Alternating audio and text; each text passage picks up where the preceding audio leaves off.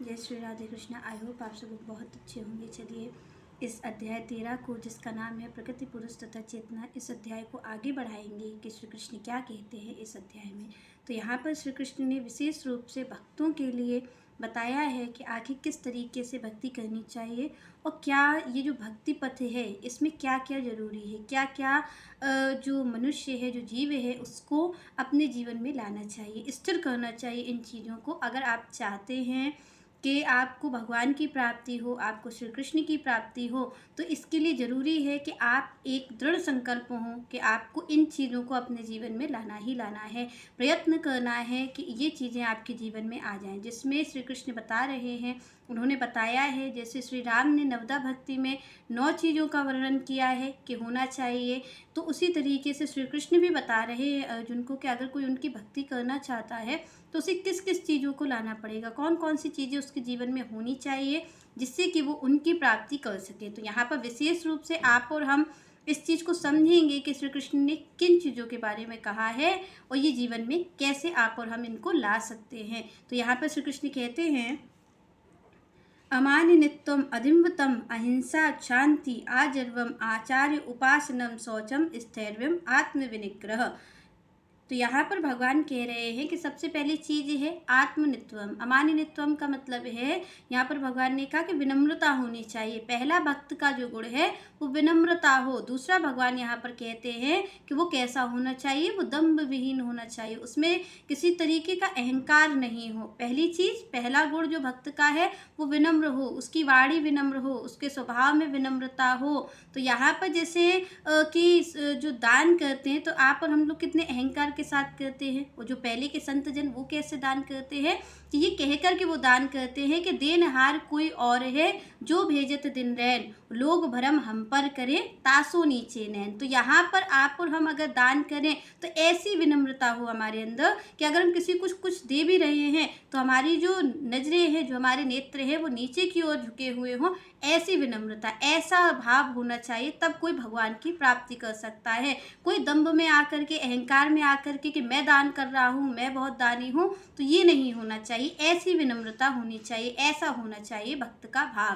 और यहाँ पर दंभ विहीनता, कोई अहंकार नहीं होना चाहिए कि नहीं मैं इस कार्य को मैं ही कर रहा हूँ, या फिर आप अपने परिवार का भरण पोषण कर रहे हैं तो यहाँ पर आपको इस चीज़ का दंभ नहीं होना चाहिए कि अगर मैं नहीं हुआ तो मेरे परिवार का क्या होगा, क्योंकि सबका पालन पोषण करने वाले स्वयं श्री हरि हैं। श्री कृष्ण ही सबका पालन पोषण करते हैं, दूसरा इस संसार में कोई नहीं है जो किसी को पाल रहा हो। तो इस जो अहंकार है हमारा कि हम इस कार्य को कर रहे हैं, हम अगर नहीं करेंगे तो ये कार्य रुक जाएगा, तो इसके अहंकार से मुक्त होना चाहिए। तो भगवान ने कहा कि भाई पहला तो अमानित्वम, दूसरा दम्भहीन होना चाहिए व्यक्ति। तीसरा गुण यहाँ पर भगवान कहते हैं कि अहिंसा, उसको अहिंसावादी होना चाहिए, हिंसा नहीं करनी चाहिए। और सबसे ज़्यादा हिंसा हम किसके साथ करते हैं, एक तो हिंसा का अर्थ होता है कि दूसरे को विपत्ति में आपने डाल दिया, दूसरों को तकलीफ दे दी, पर सबसे बड़ी हिंसा तब होती है जब हम माया के दास हो जाते हैं। तब हम हिंसा किस पर कर रहे होते हैं, तब हम हिंसा कर रहे होते हैं अपनी आत्मा पर। आप और हम अपनी आत्मा को प्रताड़ित कर रहे होते हैं जब हम माया के दास बनते हैं। जब हम भगवान की भक्ति नहीं करते तो आप और हम देखते हैं कि जो हमारा मन है वो कितना परेशान रहता है, कितने दुखी रहते हैं आप और हम। तो ये क्यों होता है, तो जब हम किसी के साथ कोई गलत कार्य करते तो भी हमारी आत्मा दुखी होती है। तो सबसे बड़ी हिंसा क्या है, यही भक्ति मार्ग की हिंसा तो यही है।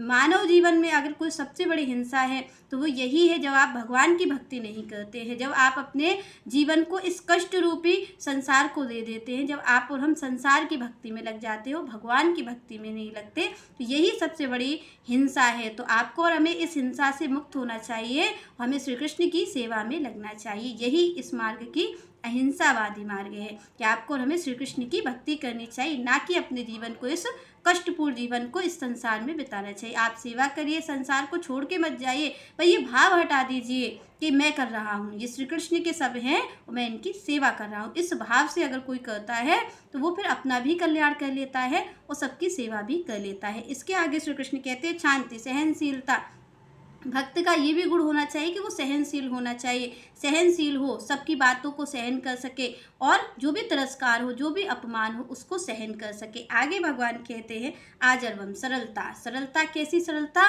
कि निर्मल मन जन सो मोहे पावा और मोहे कपट छल छिद्र न भावा। ऐसी सरलता होनी चाहिए भक्त के जीवन में। वो जो मन वचन क्रम से वो एक हो, उसका मन भी एक हो, कर्म भी एक हो, वाणी से भी वो एक हो। तो यहाँ पर ऐसी सरलता होनी चाहिए भक्त के जीवन में। आगे भगवान कहते हैं आचार्य उपासनम। तो यहाँ पर सबसे बड़ी बात भगवान कह रहे हैं कि भाई गुरु की जरूरत क्यों है।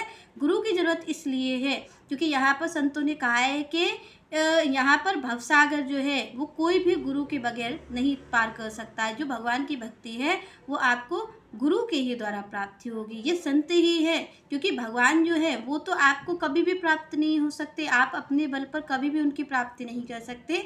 पर ये संत जन ही हैं जो कृपा करके आपको और हमें वो मार्ग देते हैं जिससे कि हम उनकी प्राप्ति कर सके। तो गुरु यहाँ पर विशेष रूप से है क्योंकि गुरु के बगैर स्वयं आप देखते हैं कि भगवान भी यहाँ पर आकर के गुरु बनाते हैं। स्वयं श्री कृष्ण भी आए, उन्होंने भी गुरु बनाए हैं, श्री राम भी आए, उनके भी गुरु रहे हैं। तो आप और हम लोग कैसे भगवान की प्राप्ति गुरु के बगैर कर लेंगे, जबकि भगवान भी आकर के यहाँ पर जब वो आते हैं तन धारण करके तो उन्हें भी गुरु की जरूरत पड़ती है। तो गुरु के बगैर कोई भी इस मार्ग पर आगे नहीं बढ़ सकता है। तो गुरु सबसे पहली चीज़ है कि आपके जीवन में गुरु हों क्योंकि वही उनके मार्ग तक आपको पहुँचाएंगे। आगे चीज़ भगवान कहते हैं शौचम, पवित्रता। तो यहाँ पर भगवान ने कहा पवित्रता होनी चाहिए। तो पवित्रता कैसी, क्योंकि एक पवित्रता है जो बाहर की है, जो आप और हम स्नान कर लेते हैं तो हम पवित्र हो जाते हैं। दूसरी पवित्रता भगवान कह रहे हैं मन की। वो मन की पवित्रता कौन सी होगी, तो वो मन की पवित्रता तभी होगी जब आपके पास कोई समर्थ गुरु होंगे।